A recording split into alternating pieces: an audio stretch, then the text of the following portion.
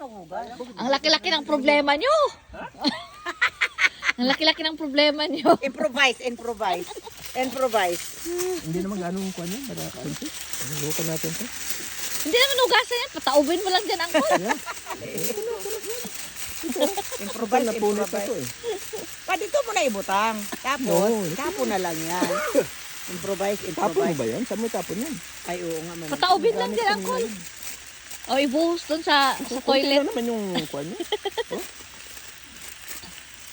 Ayos. Gaga, o habo, hotdog and rice, gaga. Hotdog and ban. I have a ban. Yeah. Ban, kala ko, ban na ban.